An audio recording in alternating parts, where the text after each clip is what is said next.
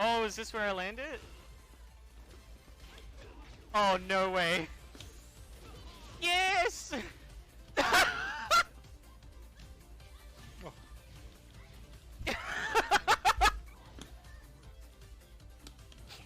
yeah, good luck to you as well, Charlotte. Yo, Carrick, if you're still in the chat, can you clip that, please?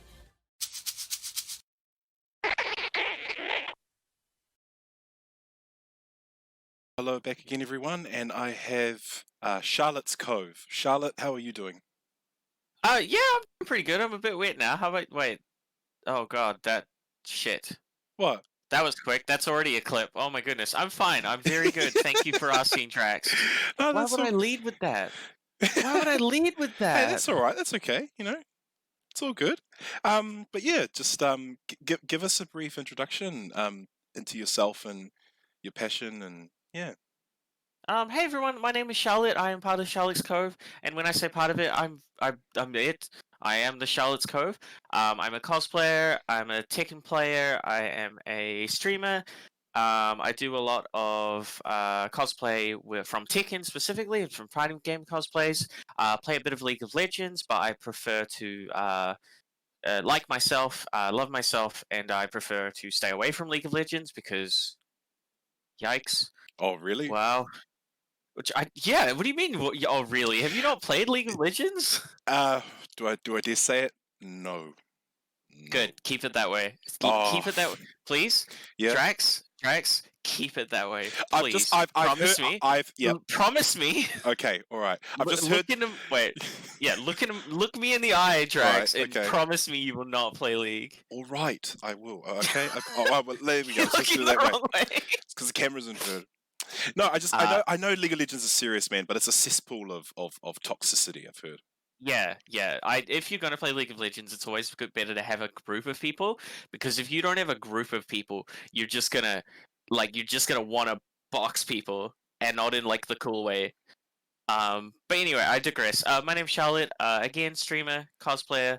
Yeah, you can find me easily by just typing in CharlottesCove into any social media. And what is this thing with you and like not just gaming, but you know, you're streaming. You try to be a very advantageous streamer. What do you mean by that? Oh no, just you know, like you. I what do I mean by that? You stream a lot and you inject a lot of your personality. I generally try to kind of connect with people via streaming. So streaming is kind of my way of putting myself out there, and just being like, I really should move my hands up or move the kids thing down. I really try and put myself out there because I know that, and this is probably getting deep. It's like what 3 minutes into it. I generally believe that by putting myself out there and being out there for people, that people can see me and they'll just pop in and say, hey, you know, what's up? And as soon as I see their name, I'm like, hey, you know, what's up? How's your day? Like, tell me about yourself. And I feel like being that sort of person to others is a lot better than being a person that just doesn't care.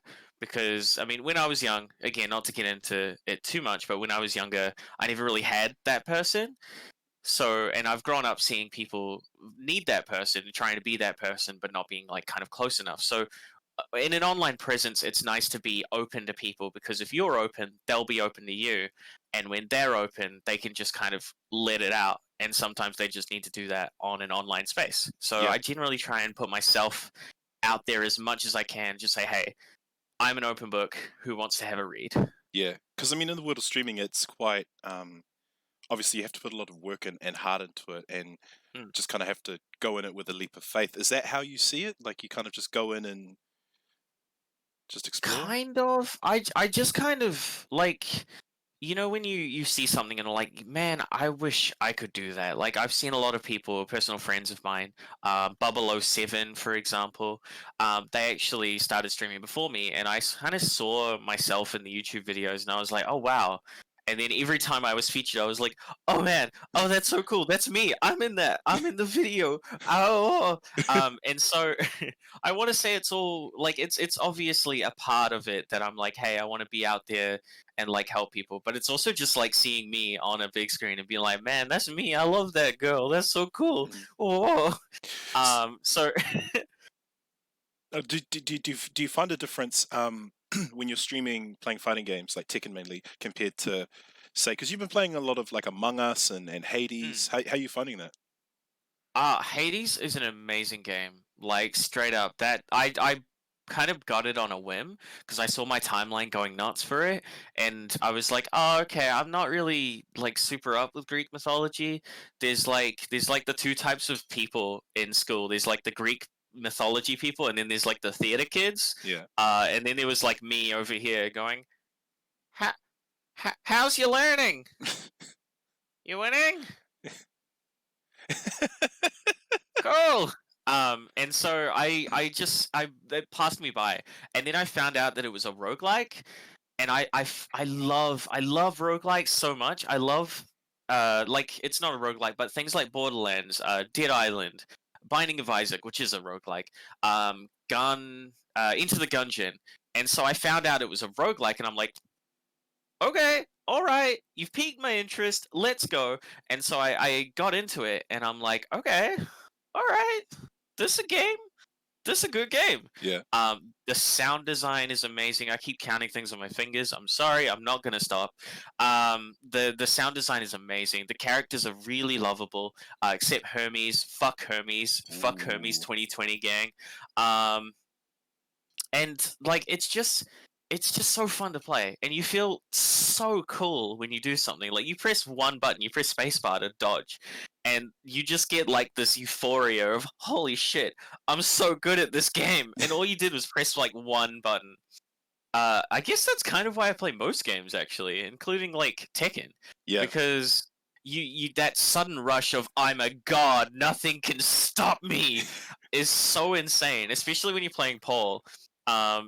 You're being this obnoxious, dumb himbo bitch, and no one can deal with it because they're guessing wrong, and it's just wild to see like people's brain freeze up, which is ironic. Playing as a Paul player, where you just press like quarter circle one, and they're up in the air. You're like, okay, well, it's my time now, and you can't do anything about it. And I think that's kind of why I started playing video games in general. I guess it's just like the rush of holy shit, I just did this. That was me.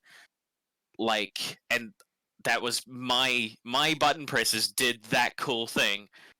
I want to do that again, but like cooler. Yeah. Because upon meeting you, I wasn't surprised that you would play a character like Lucky Chloe, but when I saw Paul, I will admit I was shocked.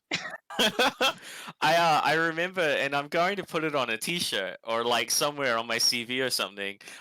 When we had our first 5 match, you were like, "I want to fight your Paul," and I'm like, "Drax, you play Lee?" Yeah. You're I know. like, "Yeah," and I'm like, "Drax, do you play Paul?" You're like, "Oh, I've played a bit," and I'm like, "Huh." Yeah, no, Let's see what a bit's like. nah, definitely not. Yeah, I will never do that again. Never do a first to 5 playing a character that you never touch. I was like, oh, it'll be fun. I was wrong. I mean, to be fair, it was incredibly fun. It I was. just don't think it was fun for you. It was, and hey, I'm super okay with Yeah, that. every Death Fist, every demo man, every rolling. Yep, it was just it was beautiful, beautiful. Unfortunately, I need to stop using Trooper Roll. It's so easy to counter. All you need to do is sidestep. But it is one of my favorite moves to do because you don't know what to do. This dumb man is coming at you with his shoulders down. Like you don't know what to do. You're like, it's like 220 pounds of pure American muscle coming at your face. You're like, okay. Yeah, are you quite? I guess. Are you quite happy with Paul? With the state that he's in for Tekken 7? I think and I'm not gonna lie, like I love Paul very much. He's too overpowered. His damage is insane, and I know everyone's gonna agree with me because of course they are. But I love Paul very much, but he needs a nerf to most of his damage. I think the buff to season 3, whereas let's see if I can get the buttons right. 3-1 back sway, that maximized his combo damage by way too much.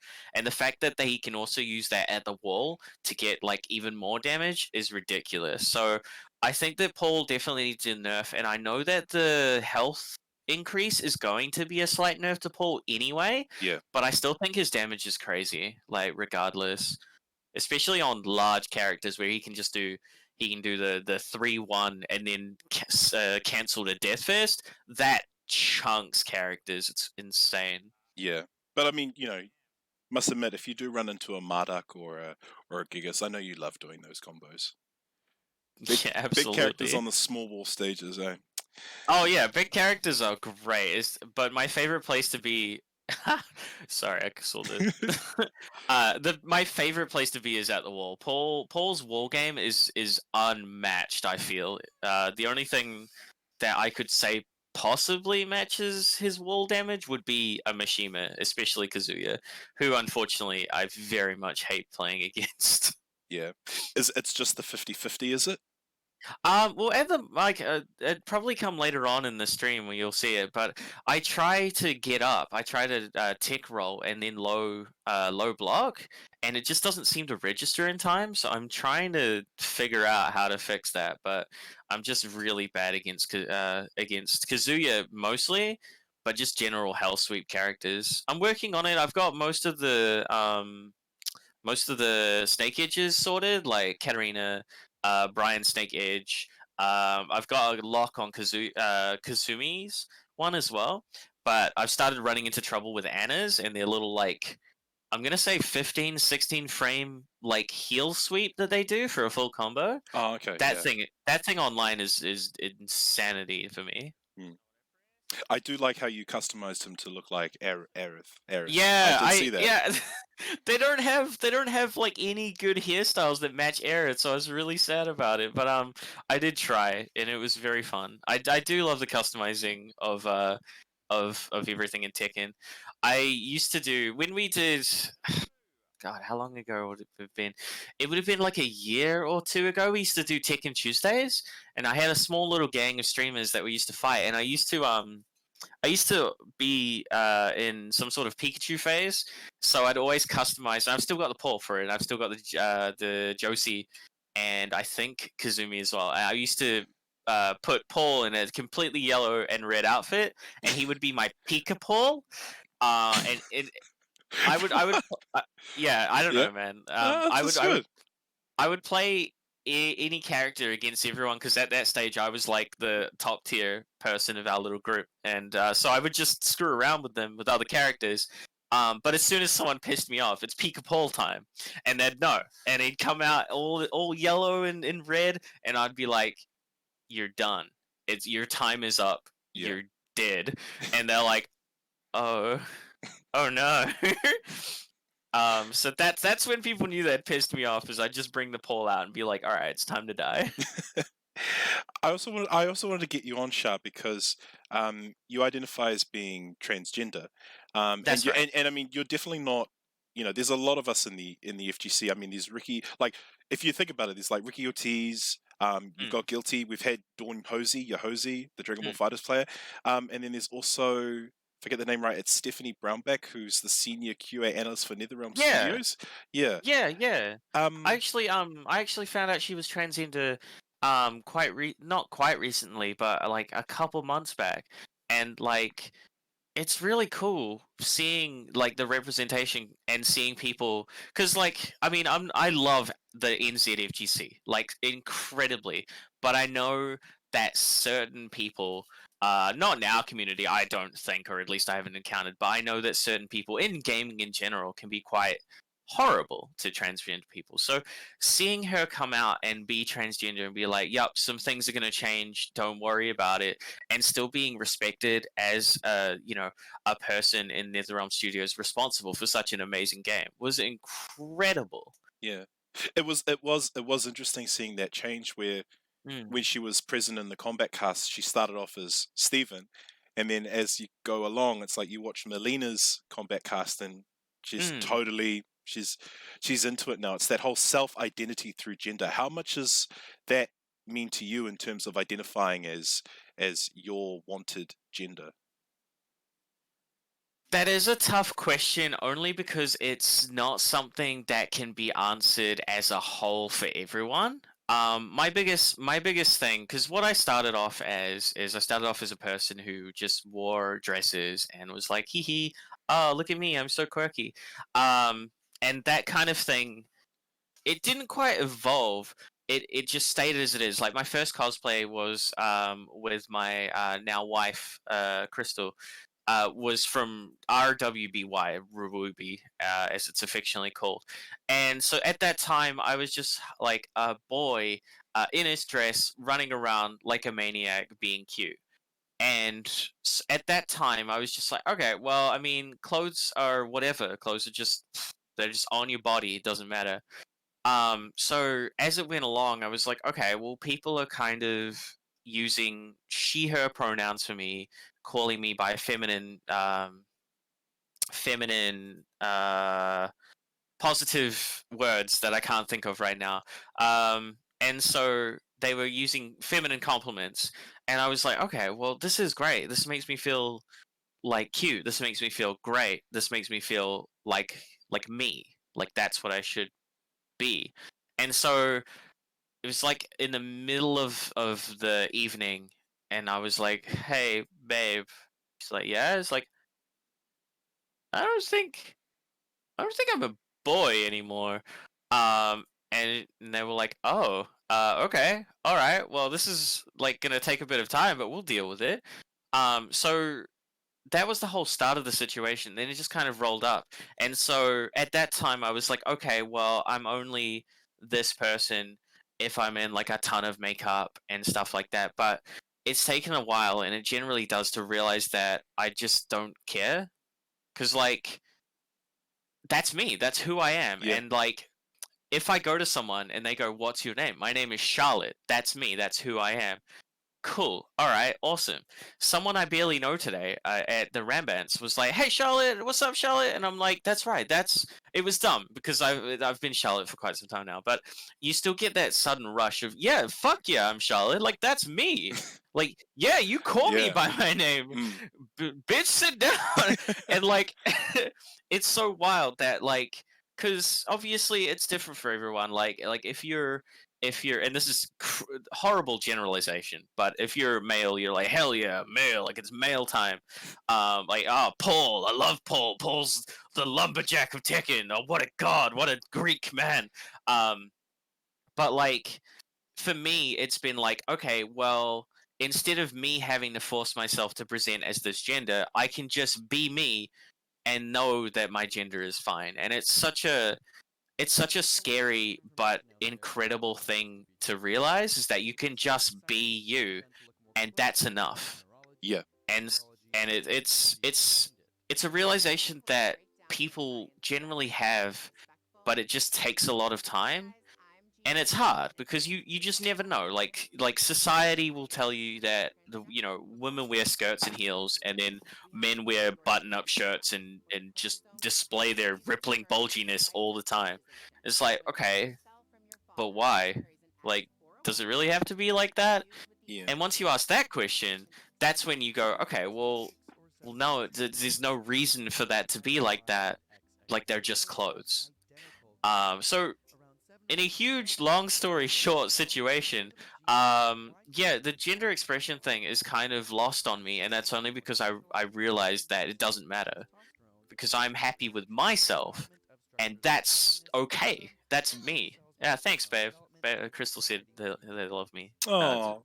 Oh, we love you Yeah. too. Here's Drax loves you. Here. Don't say that. Hey, well, I've got a Sorry. question. Like, how about this, Shad? Do you think how easy or how complicated is it for someone to be LGBT in 2020? When you say complicated, do you mean what's the backlash, or Yeah, like how? how people perceive it. Okay, well, I mean, honestly, it would have to depend where you go. If you go somewhere like Hastings, for example, which I go quite often, generally it's a mixed bag. Like you'll have some people who are like, "Cool, I don't care, doesn't matter to me," and then you have people who take it on their behalf to get super offended about your presence and what you're presenting as. So that's wild. I don't mean anyone in specifics. God damn it! Why did I invite my wife here? Get out of the room. Leave. You gone. You're banned. She's alright. Anyway, she's not alright. She's half left, Drax. Gotcha.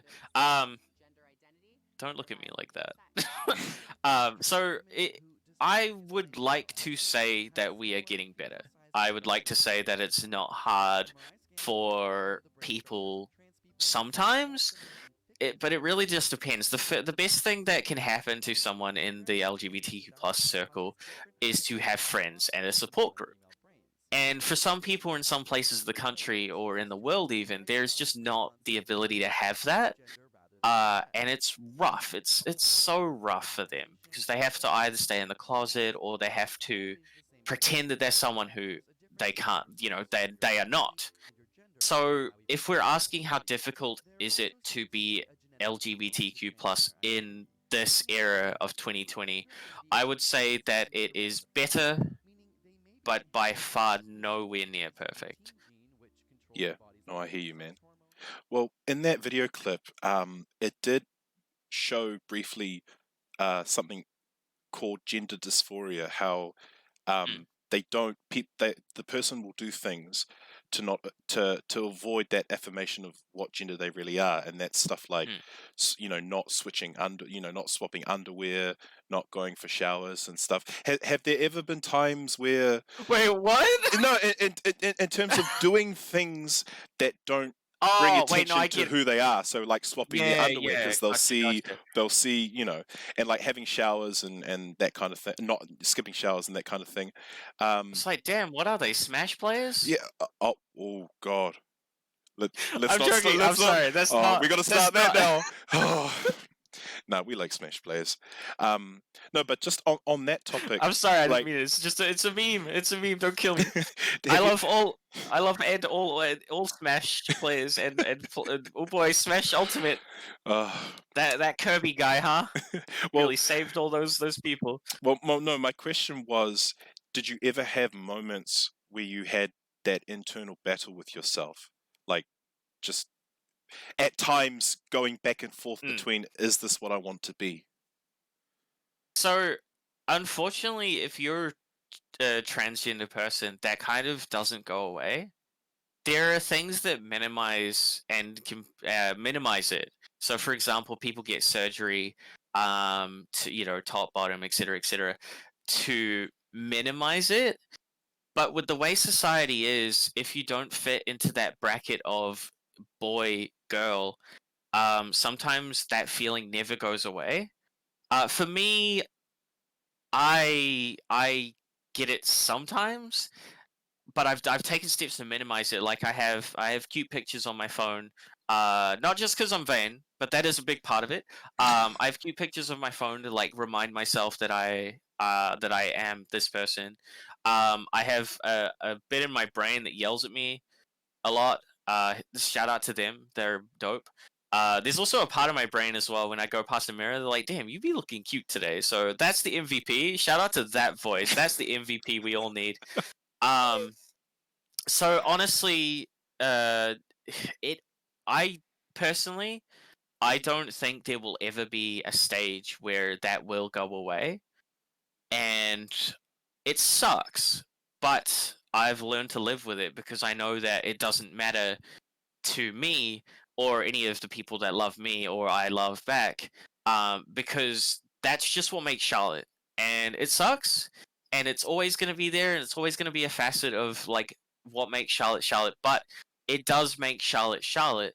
And that means that I have that experience that I can go, hey, like if you're ever feeling like this, let me know. Like maybe we can hash out a plan or something. I would like to say that dysphoria doesn't have to be a facet of being transgender or trans, but I do know that it is one of the symptoms or symptoms. I don't like that word, but it is one of the things that comes with being trans, unfortunately, sometimes. Yeah. Well, for you, who has been your support system? Who have been your pillars of strength that have helped you? Definitely not my wife. She's a dumb bitch, and I dislike her very much. Oh no, I'm sorry. Don't cry. No, I'm sorry. I love you, obviously. Oh. It's okay. It's fine. We're married. We're allowed to do Oh. that to each other. No, definitely my wife of like what, 5, 6 years now? Almost 6. Ugh, that's so many years. We should like we should like freshen it up and just go on a break for a little bit. Just keep it fresh. Um, I've been married to Crystal for 6 years, and she's definitely been the rock in my main support group for uh, everything from like working at a call center for too many years and dealing with Australians who don't know why there's a male-esque voice on the phone saying the name is Charlotte, which is fun. Don't do it. Don't call Australians. So Crystal has been one of my main supports, if not the most main support. I've had a lot of friends. I think you might know a couple of them. Timprovise Yeah. has been incredible. He's one of my main. He's one of the main people I first started watching, and I was like, that dude's the guy I want to be friends with, and I want to be like him. Like he's so cool, and just like he's just a light person. Like he enters a room and everyone's just like, "Oh shit, it's Tim time. It's time to get hype because it's Tim time." And he brings so much light to the room and the world. There's also a couple of friends back home that I've kind of lost connection with, but they're still big homies, and they've been super supportive, going from knowing me since I was a child as this like person to this who Charlotte I am now. They've been super supportive in the whole transitioning period. A lot of streaming buddies that I've kind of picked up along the way, Holitude, for example, Synthomancer, who I play Tarkov with a lot, Yeah. and Captain Kirk NZ. There's also two amazing people in the FGC who have been with me since I cosplayed Lucky Chloe, and even before that, which is Squishy Blob. Katie, who is amazing. She's such a good friend and just a light to the community. And Julin, oh Julin, my friend. She's hyped me up so hard in my Lucky Chloe cosplay, and I wouldn't have even started Tekken if it wasn't for Julin. So kind of a big thank you, and also unfortunate for everyone else because they have to deal with my Paul and Lucky Chloe. But yeah, those would be the main people that have kind of been my support group. And obviously, there's a lot more. Like if I don't know if your name's not here, that doesn't mean you're not important. Everyone's important. But those would be the top of my head, like players that have been massive in my entire like progress for this whole thing. Yeah. Well, you mentioned Squishy Blob and Milky. I guess they're cosplayers. Cosplayers, I suppose. They can dress up as characters and such. Do you now By technicality, they are cosplayers. Yeah. Well, in your eye, because you can go online and buy outfits of said characters and can look like them. But do you see an art form where people can construct or make the costume themselves? Like, do you value that kind of artistic kind of quality? Oh, absolutely. Like, there's no way that I can just say, hey, that's not very good. Like, there's a lot in the community that say that, like, people who only build this are good and people that do. No, absolutely not. The entire creation of an outfit, no matter what, like, if it's a normal outfit or if it's an entire cosplay or an armor, like, there is always art in cosplay, no matter what you do. Even if you're buying the outfit, that's still a form of art because you're putting yourself out there to display to the world what you're doing. That's kind of what art is. Basically, it's something that you enjoy doing or enjoy being or enjoy watching. So it's insane what some people can make in the community. Like at our event last weekend, we had an entire person in a Fortnite armor outfit. It looked like Genji from Overwatch, but it was from Fortnite, and it was the sickest thing. The LEDs changed color and everything. Nice. Yeah, and there's just people in the community that they're just like, man, I want to make that, and I'm like, are you sure you want to make that? Convention's like 3 weeks away. They're like, fuck it, let's do it. And then they just go to con in this like insane outfit that they just made like over the span of a week. And I'm like, damn, okay. All right, you do you, boo. Sweet, okay. So the last time you saw Milky and Squishy Blob, we'll start with Milky first. What was she dressed as? What were you dressed as? What was that day like? I think the last time I saw Julian, we were probably just in boring outfits, because that would have been when I was up for Auckland before Armageddon or Overload. So we didn't dress up or anything like that. But the last time I saw Katie, she was wearing KDA Ari from the Baddest set, and she looked fly as hell. So she had like the ears and the awesome makeup and like the black outfit and everything. That was sick.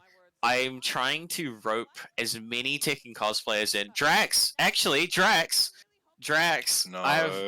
no, no, I no. have a proposition for you, my friend. Now that I've realized, because you have cosplayed before. Don't tell me that you have not. I know you have. I've seen it. One time. It's gonna be 2 times. Me, Julin, Katie, and a couple of extras are going to be doing the 5 million or the 4 million or the $3 million outfits. How would you like to join us? All right. Can you? You might have to explain what is this $3 million outfit? Is it actually that much? No. So, sorry. Yeah, that probably needs. I was too excited because I want you to do it now. What it is it's the outfits that are in the Tekken big splash art where they have the over 5 million copies sold, for example. Oh yes. Okay, I understand. Yeah. Yeah. So right now we've got Katie. Katie's going to do Elisa, I believe. Who did we get Julin to do?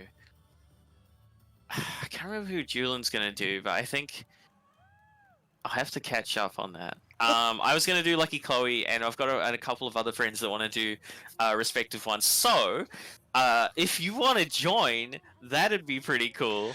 I think. Let's have a look at Lee's outfit. Oh, Yeah. it looks pretty easy. It's just a suit. Yeah, it's just a simple suit. But here's my thing with cosplay, and maybe you might correct me or point me in a different direction. Because with cosplay, you can dress up as the character. You personally don't have to physically look like the character. So, Correct. in my mind, yes, I would want to dress up like Lee. But I'm thinking, Okay, done. Sweet. no. Sorted. I'm Awesome. saying body-wise, I'd probably have to go for Gungryu. Like, I'm being honest. Gungryu or Miguel, I don't look that pretty. I mean, first of all, Ganryu is a hunk, and I dare you to say otherwise. He's just gross chasing after Julia. Like that's messed up. He's like 30 years older than gross. Ooh, cut it out, Ganryu. But like that's one of the biggest myths in cosplay is that like you have to be exact, you have to be perfect, you have to be this, that, and the other thing. Like, why? Says who? Yeah. Like what? Like if someone like what? Someone's gonna go up to a group of like what? Probably 5 or 6 people in outfits that can be used to kick your ass and say, "Hey, you're doing it wrong." Like, do you know what's gonna happen to that person? I mean, maybe if it was another group. Do you know what I'm going to do to that person? How about that? Yeah. I wonder if these cans are empty. Oh, oof. Oh, I can feel it in my throat. Oh. Hopefully I didn't cut myself again. Yeah, well, it's funny because I did see someone cosplay as Naruto, or it was a character from Naruto, but it was an Indian kid, which is fine. But obviously, the character isn't Indian himself. He's obviously Asian. Yeah. But I remember overhearing someone telling the kid, like, you should have actually have cosplayed someone else because you don't look the part. Ew, so gross. I've always been aware of, there are some people that kind of consider, like, if you're going to cosplay, it needs to be like a proper, like, full on go with what you look like type thing. Yeah. Well, those people are assholes, and I don't think they would be in the cosplay community. Yeah. I think that's probably the type. I mean, like, let's be honest here. Every single community has a bunch of people that are like, oh, you should do this, that, and like the other. Like, for example, if we go all the way back to the beginning, you thought that I would be playing Lucky Chloe, and here I am playing Paul, like a dumb himbo man. It's kind of like that, except on like a really worse scale. Like, why does it matter? If you're taking so much time making this cosplay or being this character and putting in so much work to be this character, Mm. and this other person's like, you should have gone with someone else, like, that's not your problem. Yeah. If you're living rent free in their mind because you decided to do a cosplay because you like it, like, fuck them. Mm. Like, that's not your job to appeal to them. You're appealing to you, and that's what cosplay is about. Mm. Cosplay is not about, oh, I want to cosplay this character because they look like me and they have the same type of body as me. It's like, well, I want to cosplay that character because they're fucking awesome and I love them.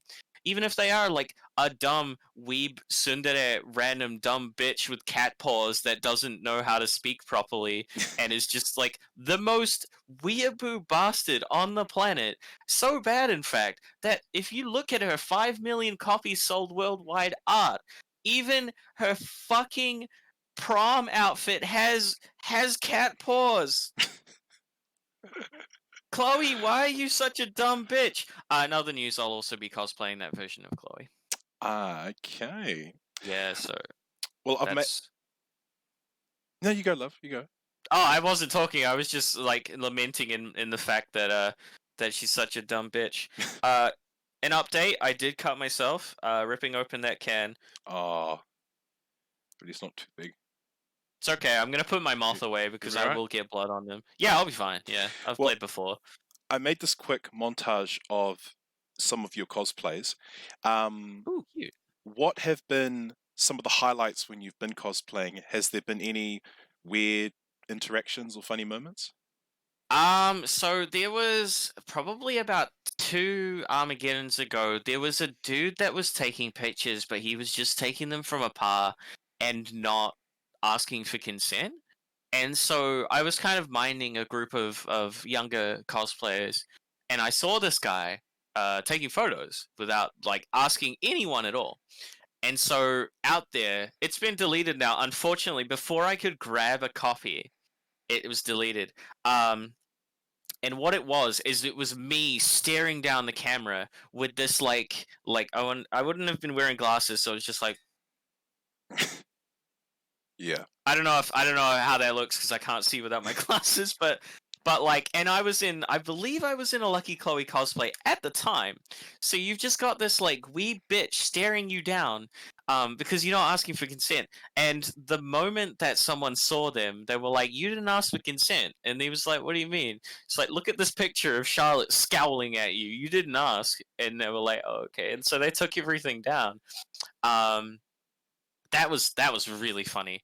There was the time my wife won best group in Armageddon. I think it was 2018, 2017. When did you win best group? When did you win best group? Is it 2017? Crystal won best group for a cosplay, and so it's not that I wasn't expecting it. It's just that I don't really pay attention to the competitions unless like. I just don't pay attention to the competitions. I'm very like lazy with it. Yeah. And then they were like, and then they announced that Crystal won, and I was like, oh, that's pretty rad. Neato, my wife won. And so what happens is I go all the way down the bottom of the steps, and as soon as I see Crystal, like my entire body just wells up with tears, and I like burst into tears right then and there. And Crystal was like super jovial and was like, haha, oh cool, haha, let this win. And she immediately locks eyes with me, and I'm just like a sobbing mess. and she breaks down too, and we just like kind of hug for like a moment afterwards. And I'm a mess by that point. I've like fudged up all my makeup. But it was really good because obviously Crystal won this like amazing thing that she had done. But it was just funny being so like okay with everything, and then suddenly I'm just like exploding with tears. Okay. No. Have you ever have any high profile cosplayers, or well known cosplayers, had a chance to have taken interest in you? Probably not like super high profile cosplayers. I've met a couple of big ones. Like I've met Jessica Negri a couple of times. One story though, I met Jessica Negri for the first time at one of the Welligettons that has gone past, obviously, and they said because I was wearing something. It was obviously a female cosplay, and they were like, "Oh wow, you look amazing." I'm like, "Oh, thank you so much." It's like, "Oh wow, you're like Shadman, right?" And I'm like, "What?"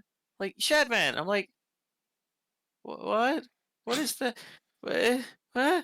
And they were like, "No, don't worry about it." So I got a picture, and what I did is I went home and I googled Shadman. I'll do it now, just in case I've forgotten the word properly. Shad base. Does that make sense? Shed bait? No. What is that? Okay, so what it is basically um, it's super explicit stuff. With like the word is traps.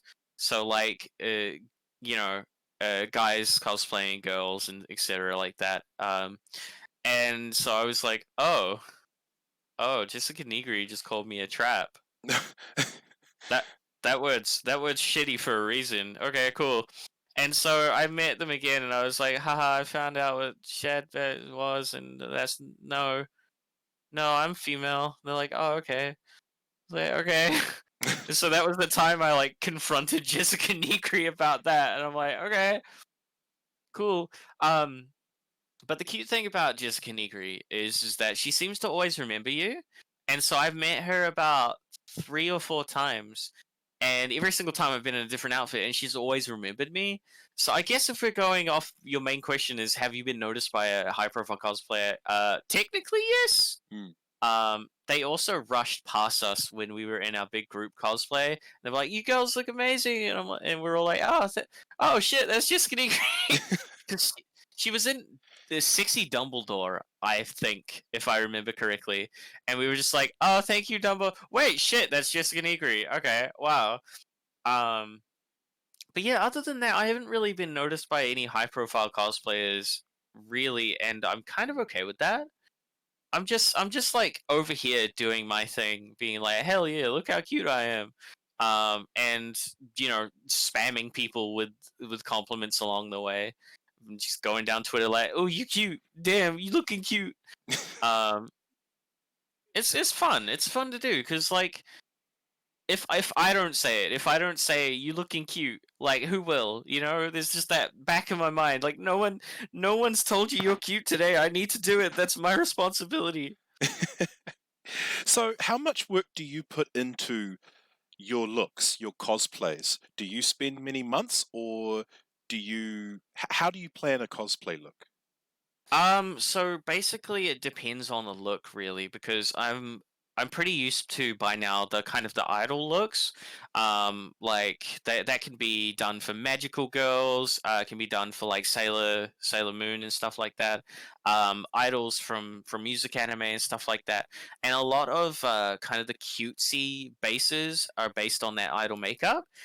Recently, I've been going into more the kind of the mature looks for Ari and Evelyn, and that takes a lot longer because you have to be a lot more sharp with your makeup. You got to have kind of like sharp eyeliner, sharp eyeshadow, and stuff like that. So that's still in progress, but I'm working on it. So generally, I would say that it's taken me quite a long time to learn makeup fully. I think maybe about 6 months to do everything like from starting from scratch to actually being able to do my full makeup without anyone's help. It's probably about 3 to 6 months, and then after that I've just been experimenting on different types of looks, so like casual, like cutesy kind of looks, like more mature kind of looks, and then going into like the badass kind of looks like for Ryuko and ah-wong. So it's still in progress, I would say. I'm definitely not going to say I'm like the goddess of makeup, but I'm getting there. You're I'm getting there. learning. Okay. Yeah, things are working. I have a lot of friends that I ask questions every now and again. So that's been super helpful. But yeah, it's definitely still a work in progress, I would say. Yeah. And Armageddon happening, Wellington and in Auckland. Did you Mm. you went to the Auckland one though, right? I did not go to the Auckland one, but I did go to the Wellington one. Ah, okay. Yeah. Now was that did you had you always wanted to? I'm talking about GGWP. Had you Okay. always wanted to run an event like that? Did you look at Armageddon and think, oh, I'll just use this as my base framework? So no, I did not look at Armageddon and use that as a base framework because I think that Armageddon has a lot of things to work on. My convention came out of a slight frustration with the lack of conventions in New Zealand. Is if we're going off what was the framework to make a convention, then Overload would have been the framework. Overload is by far my favorite convention in the country. Overload is specific, it's anime and manga. It's filled with so many wonderful artists and amazing people that come. They've got guests that come from out of the country and are incredible. They had Junji Ito, who is the horror manga artist and was insane. He was really kind as well, which is really odd because like if you Google Junji Ito, his art style is, to put it nicely, and this is a good thing, horrific, and that's kind of his deal. But the man himself is like super kind and gentle. So just seeing him at Overload was incredible because he's a big deal, and he's a big time artist as well. So if we're going off what was the framework for GGWP, that would be Overload and the community aspect. The fact that Overload cares a lot about the community. They get amazing guests in, they get amazing artists in, they generally care about the artists. So that was the framework of GGWP. And what we wanted to do, we wanted to provide a space for gamers to come in. We wanted a space for artists to come in. We wanted a space for cosplayers to come in. We wanted a space for people who like to perform to come in, and just kind of mingle and have a good time. And while we do have some things we want to work on for next year, I think we did really well. Okay. Like we had a bunch of people who were just there vibing. We had a bunch of performances. Unfortunately, the sound wasn't too great, but I'm putting that firmly on the venue. But I think going from because the fact of the matter is, it's just been me doing most of the work, Crystal doing most of the arts related design stuff and dealing with the artists, and then Jackson bringing along some setups and having the games there. So for a 3-person team, creating an entire convention was daunting, but I mean, shit, we did it. It's done. And we had so many people that had a great time for like a week. I could probably still search it now. For a week, we had people going, "Oh man, Great Games with Pals was such a good time. Like, I had such a great time at Great Games with Pals. GGWP was such a cool time. Like, I really can't wait for next year." And I have not seen that for a convention in so long. And I think that's really sad. Because when you go to conventions, you want people to have a good time. You want people to be talking about it. That's kind of the point. And so, after seeing kind of the last responses from the last couple of Armageddons, and just seeing no one really be excited to go to the event or even afterwards, I thought, well, okay, my turn. And so I talked to Jackson. I was like, hey, you remember that idea that we had that we would have cosplayers and gamers come together? Let's do it. Let's make a convention. Let's make a whole thing of it. And that's kind of where it was born. And we were just like, okay, well, no one else is doing it. We should do it. And so we did. Yeah. I mean, it looks really good. I will say though, Armageddon, it is one of those big events where I think it's just gone too big to the point that the facilities and our resources, our avenue of providing that kind of entertainment, we can't manage that. We can't really sustain it. Like we need bigger facilities. You're right. We need bigger facilities, bigger spaces. Yeah, more revenue, obviously. Yeah. This is a good thing. This is a good thing to kind of start off with and stuff. And I'm Yeah. guessing you said a lot of feedback. A lot of people really enjoyed it. Is this something you'd want to continue into the future? This is not a want. This is This is continuing. Like, full stop. I am way too. I have so much. I've worked at a call center, Drax, for like 9 years. I have so much energy that I'm not allowed to expel because I'll get fired. So yeah, it's definitely. Oh, it's. There's not even a question if it's happening. It is happening. Like full stop.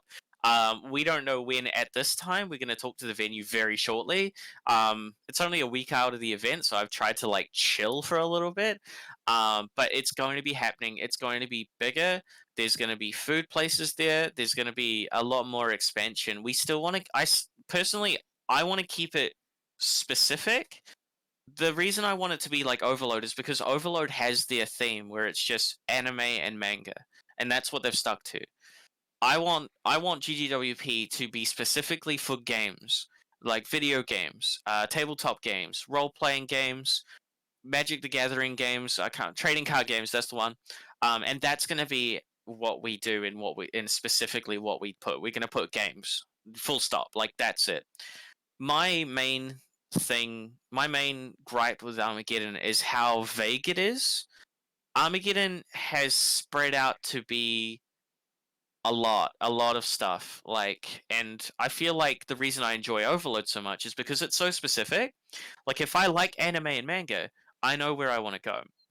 I want GGWP to be like that. I like games, so I know where to go. And you know that you'll come here and you will get games related content. And that's amazing in my mind because like that's so specific and so awesome that I can just walk into a place and immediately know that I'll find people that love the same things as I do. Whereas Armageddon is kind of too big. Like there's a lot of stuff and it caters to a lot of things. And I feel like while that's great to have the jack of all trades, I specifically and personally, I would want something specific that I can go in and be like, cool, I'm going to love literally every single thing in here. So I'm just going to have a good 6-hour walk and just enjoy everything.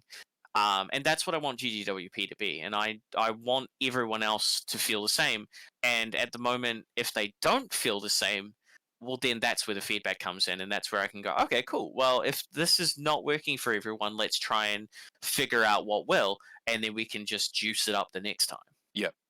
Would this be something, would you want to keep the gaming and the shops / stalls, would you want to keep them together or preferably keep them kind of separate? So if you wanted the gaming, you'd have to go to this location, and then if you wanted to get the food, you go over there.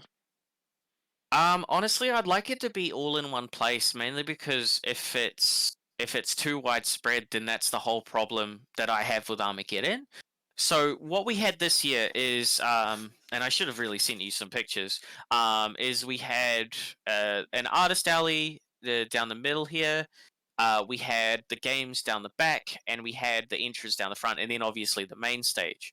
We've still got plenty of space that we can put stuff, and what we would be doing is we would have like the artists stay where they are, and then we'd have stalls kind of dotted around for people to walk around in, and then we'd probably just have a couple food trucks outside. So that would be my personal, like, if everything is perfect, that's the layout that I would have. Whereas at this year we kind of had a bit more of a specific layout. I can send you it if you want to put that on the screen. Yep. Is that possible? I could try, yeah. Okay, sorry, I should have done this earlier. No, that's okay. Where is it? Oh, no. Oh, okay, I don't think I can, but... Dang, okay. That's all right. But yeah, we had a layout where it was just artists in a brick. We had the entrance in a brick, and we had the seats in a brick next to the stage, and then a brick of video games and a brick for the photographers. And I think the layout was really good. The only problem is that we didn't really mark it out as well as we should have. So that's another learn for next year. But in my ideal world, I really don't think that the layout could change too much and everything would be affected. So we've still got a lot of empty space that we didn't fill up, and we would just plonk additional things in that empty space just so you could walk in and kind of be overwhelmed with options, but still be able to just go, okay, cool. Well, these are all the options. I'm going to go and just like walk around for a bit and have fun. Yeah. So, like, let's just say for the next GGWP, was there any vendors or any people that you saw working there that you would think they actually, I like their work ethic. I would like them to be a part of this event more. So we had a lot of communication with, and they sponsored us too, Oasis Sense. So Oasis Sense is a place that that makes kind of like body butters. So actually, I've got some here. Screw it, I'll just show you. So they make kind of like body butters and stuff based on characters in pop culture. So this is Morgana from League of Legends. Oh, I can't nice. believe I had that right next to me. This seems real scripted. So for example, we've also got Candle. You might recognize this name. Yep. Yeah. That's clever. Yeah, and so they just make it, and it's just like these two people, and they're just like they saw a niche in the community, and they just started filling it, and that's kind of what GGWP is about. It's just like filling a need that I think needs to be filled, and so hopefully we'll be able to work a lot with them because they really helped us out. They sponsored us for a lot of prizes for the event. So I really hope to get them back too, because not only are they like wonderful people, but they just make the coolest stuff. Like, what else is in this bag? I've got a little bag beside me, by the way. It's look at this. It's a freaking diva. It's a diva lip balm. Oh, sorry, the lights. Okay. Isn't that sick? It's sick. Anyway, fangirling aside, I think that their work ethic is really good, and I'm not just really. Look, just leave me alone. I love them. Okay, they're really cool. they just see a person. They're like, I wonder what they smell like, and then they make Aerith smell like. What does Aerith smell like? Yeah, what It is the doesn't smell? say on it. It doesn't. Oh, it's on this thing. It smells like lemon and tonka bean. That's what she smells like. Obviously, do you Obviously. not know that? No. Lemon and tonka bean. Would I be able to? It smells kind of like a lemon cheesecake. That's what I would say. Does that make it more sense? 'Cause I don't know what a tonka bean is, so yeah, it's like vanilla-esque, but yeah, so it's just cool, okay? But like, don't like give yourself some time. Don't visit their page on payday, because you will see stuff and you'll be like, oh, I could just get to that, like a little bit of this, a little bit of that, because it does become quite dangerous. Yeah. Yeah. You turn into just this like candle stand, and you're like, I don't need all these candles. You want to know the worst thing about this whole experience about buying all these candles? All right. Yeah. What's the worst experience? What is it? We can't light them because we live in an apartment, and if we light them, the sprinklers will go off. Yeah. And then everyone has to get out of their apartment. And then everyone has to get out of the building, and we have to explain why there's a lemon and tonka bean scented candle now currently drowning in just like too much water. So that's dumb. But body butters are cute. You know, I don't know how to use them. Apparently, you just put them on. I don't know where. You just put them like everywhere, and then you just smell like cashmere and sugar. It's nice. It seems like a nice little, like you could It's probably so cool. you could probably make It's a nice so little cool. gift bag and like give it to your, like to your aunt or to your sister or something. Yeah. Which is just cool because like obviously candles are kind of like old-esque, we'll say. They're like kind of vintage things that you don't really use nowadays, except for like the odd occasion when you want to have like a cool bath. But then you see the fandom inspired ones, like the video game candles that smell like your favorite person. There's like there's a body not a body thing. There's a bath bomb where you put it in the bath, and they've put little dice in it. So when the bath bomb is finally done, you have a dice. You have a whole ass like bunch of dice that you can just use after. Like it's just the ideas, like they're insane. Anyway, we should probably move on before I could probably fangirl about them all night, including this Lux candle, which I also have from the bag. Stop me, Drax. Talk about something else, All right. please. Okay. I'll bring your attention to this, No. sweetheart. So they brought out the new updated season 4 trailer. Yeah. So this is going to be a big one. It's going to be a major overhaul. Characters. Oh, Safina's so pretty. Yeah. Oh no! What did I do? No. Oh no. Oh no. I'll get back to it. There we go. Sweet. Oh no. Oh no. Yeah, double clicked by accident. So yeah, major overhaul. Character moves, new moves added to original. The Tekken Prowess system. But firstly, Kunimitsu. Do you think she looks Yes. cute? Yes, she do look cute. Oh my god! As soon as I saw her, I'm like, fuck, I want to cosplay her. Oh no, she's so cute. So, do you know the reason why she's so cute? Not looks wise, but do you know the reason why she's so cute like that? Tell me. So her voice actor is actually one of the voice actors from Idolmaster, and Idolmaster, like, you know, they hire like cute voice actors. But so I don't know if you know this or not. Maybe everyone does. But Harada was so surprised about how cute she sounded, because they did all the Kunimitsu stuff, and like I guess maybe he wasn't involved in the VA, and like Kunimitsu started like doing the voice things. He's like, oh, she's really cute. Like, was that intended? So yeah, long story short, Kunimitsu's so cute. I want to cosplay her, but I know I shouldn't because I've already got so many cosplays planned. Yeah. But she's so cute. Nah, she's a ninja. She has so many swords. Yeah, she's gonna be an awesome addition, and that stage as well. Oh, absolutely. I liked it before, but I'm really digging it now. Like seeing that purple color and the flourish, and even seeing her style. Like I can, yeah, she's gonna be fun to play with, man.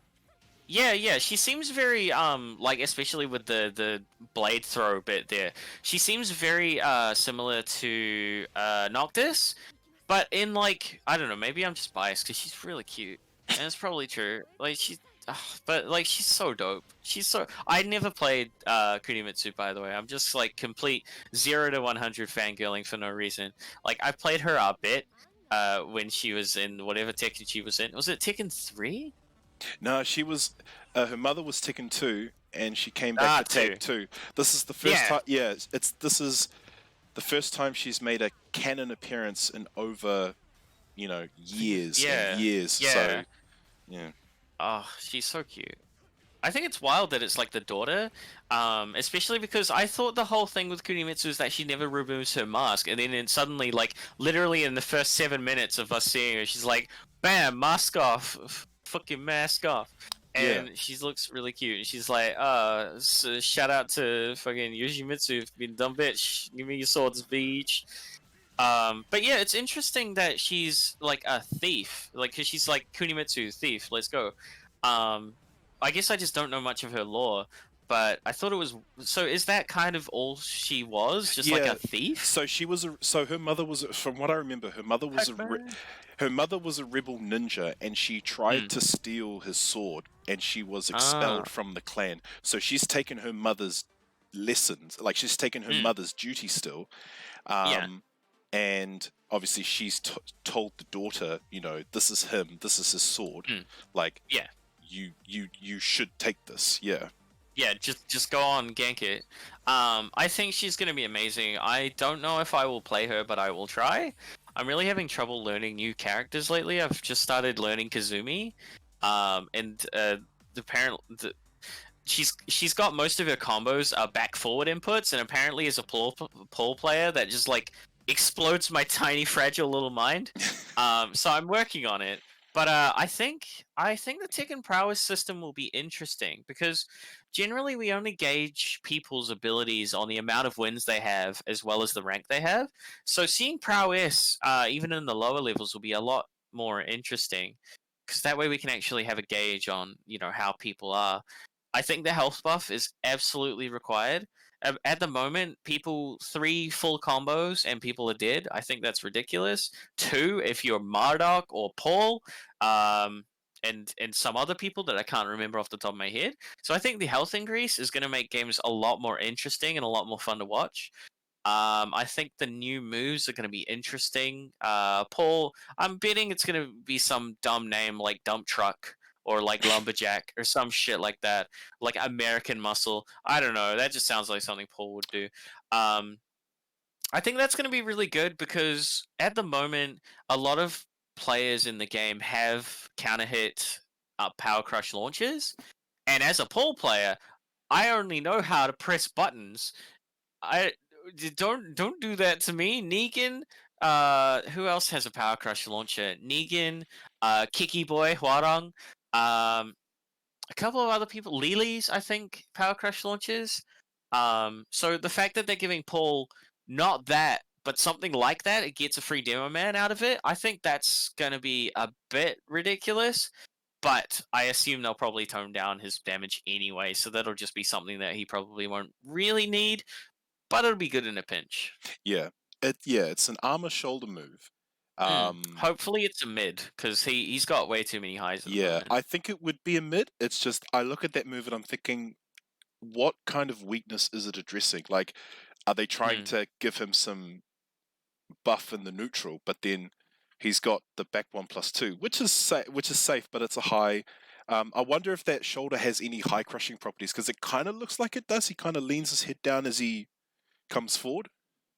I don't think it will, but I don't think it would matter because it's a power crush anyway. Yeah. So he'd probably still get hit, but he'd still get the free demo man afterwards. I definitely don't think it's needed, and I think that they're just putting in new moves for everyone just because they can. Like, I saw a video today from KWIS, and they were like, "What are they going to give fucking Ram? What are they going to give Leroy?" That's what I'm scared of. Yeah. Yeah. Like, they're already strong people. I mean, Leroy literally does so much with any buttons and every button, and so they're giving him another move. It's like, okay, well, what weakness does he have now? Like, so I think that they're just throwing things into the mix to kind of see what sticks. But I definitely think that Paul doesn't need anything more. They already gave him everything he could have ever needed with the 3-1 free backsway on holding back, and that move is in itself crazy. The only reason that it's not good is obviously because it always second high. You can always duck the high and launch it. But it's so good for combos. It's so good for wall damage. It's so good. Like, if people don't expect it, they're just locked in for a little bit. So it's interesting, and I like it, but I really don't think it was required. Yeah. I mean, after seeing the trailer, I'm just really happy that they included the watermelon bikini outfit for Kuni. Oh, like, God. They did some fan service there. Excuse me, but the watermelon bikini outfit doesn't matter. The real nerf was Anna's octopus outfit not being included in the game. You really wanted that outfit in there, though? No, I don't, but it's just funny. It's just dumb. Like all the... now that I think about it, because those tentacles, they all worked. Like, they all, like, squiggled. They all kind of Like, had a slight animation, yeah. When they all had motion. Someone had to animate that. Someone had to put time and effort into animating that, didn't they? Oh, God. The implications of that. Ugh. I hope my keyboard survives. I kind of ripped that can over it, and now there's little bits of energy drink. Oh. It'll either die or it'll go twice as fast, which is fine for me. Well, I mean, if Paul did get a damage nerf, would he still be a decent character to play? I don't know. My thoughts on Paul at the moment is that he's got so much high. All his moves are mostly high, and if they're not high at the time, they end on a high. So his strings end on a high, or the second hit is high and can be counted. So I think that only kind of Paul purists would play him after a damage buff, but it really depends on what the damage buff is. I don't think he needs an crazy damage reduction. I think that his Death Fist definitely needs a damage reduction, and so does his wall damage. So if they cut that down a bit, that would be fine. I think a little bit of just basically his combo damage, because like if you're getting hit by a counter hit, like that's on you. Like his quarter circle back 4, I think it is, that does the massive high kick. That's duckable. But the only problem is obviously he gets the mix up on everything. Demo Man has been like nerfed, so that's kind of okay now. It's still hard at the wall because he's got like a massive mix up game at the wall. But I think that his combo damage is way too high.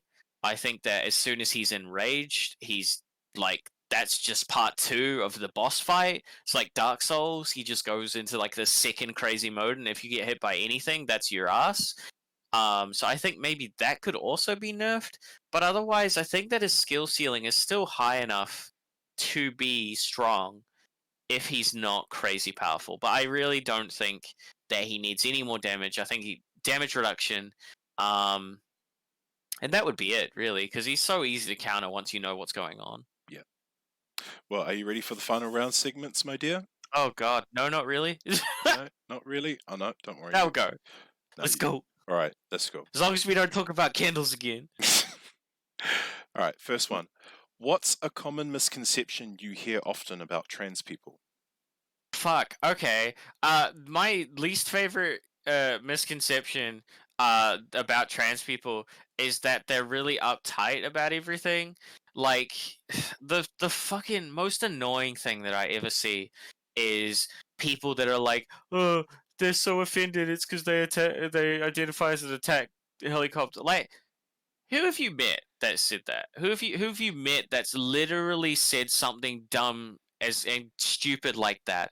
So my least favorite misconception is that every single trans person is uptight about their gender, and like as soon as you step out of line, they will like fuck you up and you'll be cancelled. It's just ask what they identify as. It's not hard. And if it is hard, then like talk to them about it. Just be like, "Hey, I'm sorry, this is happening. I will do my best to be better." So don't be a dick. It's not hard. No, I like that answer. That's good. All right. Does Paul have a strong rage art? Fucking yeah. Okay, so when you say rage art, do we mean rage art cancel or rage art? That's exactly what I mean. Rage art, because you Yeah. can cancel it.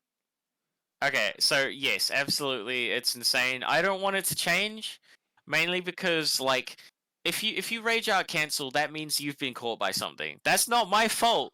That's not my fault that you got caught by something.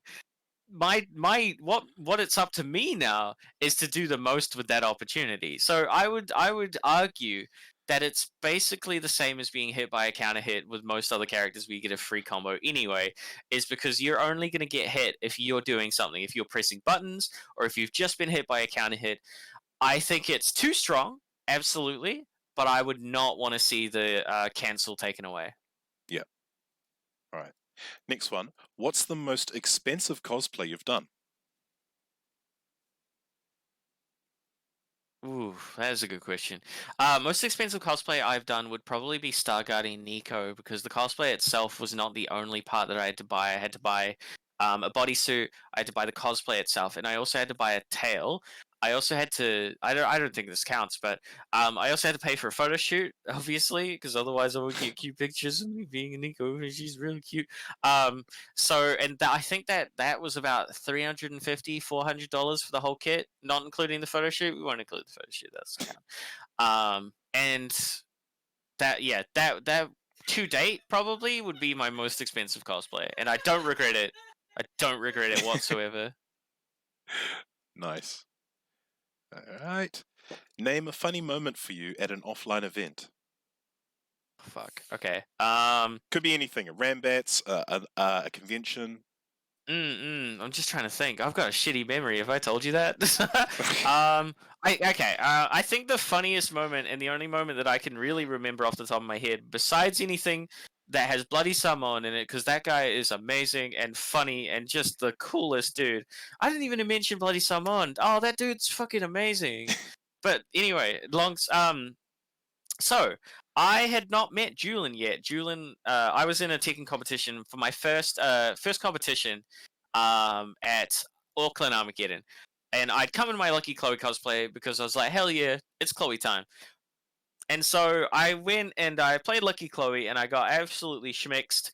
And I got kicked out like the second or third round. It was only like there was no losers bracket. It was just like winner take all.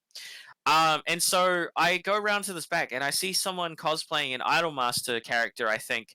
And they were playing Lucky Chloe, and I'm like, oh hell yeah, that's my Guile. And so I was like, yo, kick his ass, go, get him, Lucky Chloe.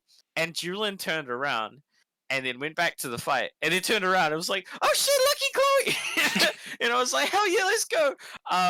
And so Julian won that match as well, and I'm not in my entire vanity, that was all me. My cheering made Julian win that fight, obviously. But that was probably the funniest event that has happened that I can recall. I'm not going to say that there weren't funnier events or moments anyway. But that's the funniest that I was present with. If I was going off what is the funniest event that I've seen in an online event, I would probably say the time that you gave someone a rose. Oh yeah, yeah. But come on, it's supposed to be about you though, man. I know, but it makes me laugh so much. You would it's so good. I think I watched it on like a big mashup thing. I was like, wait, what the hell? And then I watched it on your maybe one of your streams or something like that, or one of your videos, and I'm like, that is amazing. That's godlike. Anyway. Innovative thinking, just had to make it worth remembering. All right. My favorite part is the story that you gave with it, that you were just gonna do it no matter what, Yeah. and that was classic. Yeah. What Ben & Jerry's ice cream flavor are you, and why? So I'd be the strawberry cheesecake one, and because cheesecake is the best dessert, don't at me. Hey, no, straight to it. All right. Death Fist or Demolition Man? Death Fist, like no contest. Like you could, it's so versatile. You can do a small Death Fist at small range. You can do a big Death Fist at big range. You can preempt it by just sliding and then just doing it right at the end of the forward sway. You can do it in a middle of everything. You can do it in a combo as a combo ender as long as you press forward, down, forward. Like Death. Also, it's Death Fist. Like, come on. When you think Paul Phoenix, you think of the Death Fist man. The oh no, don't press a button when he's coming towards you, or you will eat fist. You are talking about the alien destroying, brick wall smashing, fucking the bear punching, man of action doing the Death Fist. Demo Man is no contest. Nice. All right. Do you take people on first impressions or first interactions? Ooh, that's an interesting question. First, I generally try not to do either, but if I would do anything, it would be first interactions. I generally believe that. I mean, like me, for example, I act all cutesy, and it's not an act. It's just easier to be cutesy online than it is in real life. Like you see online, I'm all like, hi, ooh, woo, like yeah. And then you see me in real life, and I just swear a lot. Like way too much, like way too much, and like you wouldn't really know that unless you've spoken to me in real life. I'm a sarcastic piece of shit. I'm a bitch sometimes. The love is still there. I can assure you I love you very much, but like I'm a bit of a bitch in real life. I'm not gonna lie. And so I believe that the only real time that you'll be able to get to know people is if you do interact with them, because there's certain level. It's like Tekken. There's like 5 levels of person. There's like the person you know about. There's like the person you know of. There's the person you know. There's the person you really know. And then there's like best friend status where you're just like at each other's throats all the time, but it's all love. It's like on the same level as marriage. You're just like, haha, I love you, bitch. Like, dude, gay. This shit gay. Don't love me. That's gross. It's like, shut up. You're my wife. Stop being mean to me. All right, this is a peculiar one. What can be done to encourage LGBT representation in fighting games? I would think people not freaking the fuck out when people have pronouns in their bio or are just different from the norm. I mean, not to drop names, but when Sonic Fox was having so much trouble getting identified by like their identity and getting they/thems like put on the commentary and stuff, like that's ridiculous. I think the biggest way you could represent the LGBT in fighting games is not through like forced inclusion. You don't have to like throw a person in there and be like, yeah, they identify as attack helicopter. Like I said before, just be open. The best thing that you can do for someone that is LGBT is just not mention it. Like they don't like. I don't go up to people and I don't go, hi, I'm Charlotte, I'm trans as fuck, because it doesn't matter to them. That's the biggest thing that you could do is just have a no doesn't matter response to everything. And that includes like, pronouns, it includes names, it includes like everything in the actual LGBT thing. It shouldn't matter. Treat them like you would a normal person. Like, again, this goes back to the whole don't be a dick thing. Like, if you see someone and they're like openly gay, it's like, cool, okay, don't let that bother you. The biggest things you can do to make an LGBT plus person feel comfortable is just not give a fuck. Treat them like you would everyone else. People at the Rambants, they just like dick around with me and we just have a laugh about everything. Like, just do that. Just do that like you would every single other person, and you'll be fine. And okay, next one. And okay. No. I meant to be like good and. Oh, Name a song or soundtrack that sends you to the heavens. All right, let me go. Okay, so I had a big phase like when the Guilty Gear theme song came out. That fucking smell of the game, like that shit was my song for like I go Rambants and I chuck my headphones on and I like crank that up full volume and just like death fist people to that song. So it was so sick. So I would say Smell of the Game, unfortunate name for the song, but it's really good. Soundtrack, Burnout 3 soundtrack is the best soundtrack of all time, in my humble opinion. The only thing that comes close to that would be the Metal Gear Rising soundtrack, which is an underrated game and an incredible soundtrack. If you have not heard the Metal Gear Rising Revengeance, dumb name again, soundtrack, I implore you to do so because it's sick. It's hype, and it's even better when you're playing the game. I have a big thing with music, so music is like super important to me, and I love music that makes you feel like you're in the game. So when you're playing Burnout 3 and you're like drifting around a corner and you're listening to like the sickest tunes you can, it's so dope. And the only feeling that is better than that is cutting up an entire Metal Gear array listening to the Metal Gear Revengeance soundtrack. What's the big one? Sorry, I'm gonna Metal Gear Rising OST. What is the song that Rules of Nature? Like there was the whole meme about Rules of Nature. It was basically like the Kill la Kill song of video games, but like it's sick when you're fucking fighting a Metal Gear Ray that's like I can't measure it with hands because obviously the Metal Gear is that huge.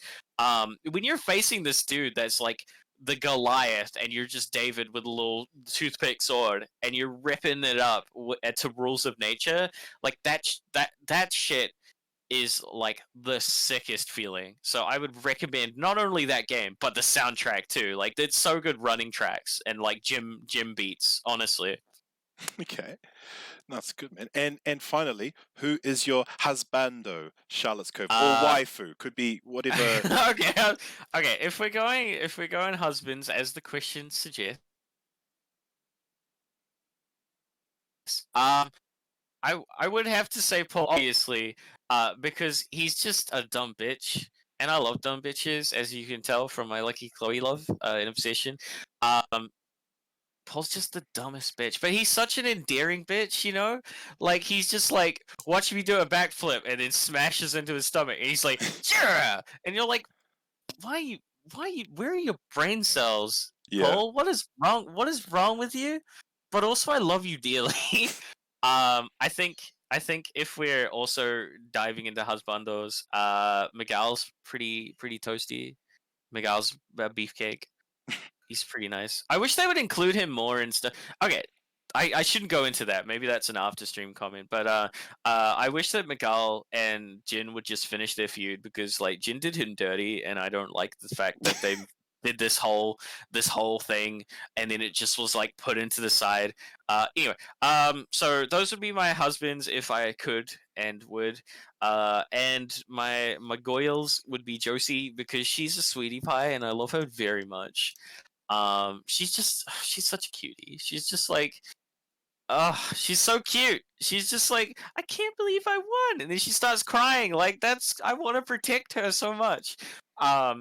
I think that's it. That would be my top 3 if I were to have a top 3. Okay. Hey, Charlotte, thank you so much for your time and for everything. For your friends and family, do you have any last words or shout-outs? Don't be a dick. I'm watching, and I will find you, and you will end up like this can. I make promises to do that to you if you are a dick, and if I find you. Also, if everyone wants to peer pressure, my good pal, damn it, shit, Drax, to do the cosplay with us, you should do that. I would really appreciate it because it would be dope. Force him to do it. Force him to do it. You need, I need will. a lot of people because there's a lot of characters in that How 6 many? million poster. Put a number. Put a number to it. Put a number to it. All right, I'll have to consult you my fee, but okay, I No, might. put I a might look number. into it. I'm not letting you get away with it. Put a number. Hey, no. All right, I'll let you get away with it now, but I'm still posting it. Okay. Yeah, but yeah, no, dude, yeah. Any other like any other people you want to thank or? I generally just thank them on a daily basis. Well, I would say, I don't want to thank anyone because, like, I always do it in general. But I would like to pass on, like, a kind of a mission to everyone watching. I generally do thank a lot of people just randomly throughout the day. I get little brain pings, and I'm like, you haven't said anything to this person. You should just go and remind them how cool they are. I would really recommend doing that. If you have anyone that you haven't spoken to for a while, like, or just someone you think is just the coolest dude, chuck them a message. Just say, hey, you know, I haven't spoken to you in a while. I just want to say you're cool as shit, and it's really cool being like a part of your life. And I recommend doing that like pretty frequently, or like not every single day, but just like once a week. Just go open a message to someone and just say, hey man, like you're really dope. I'm glad that you're in my life.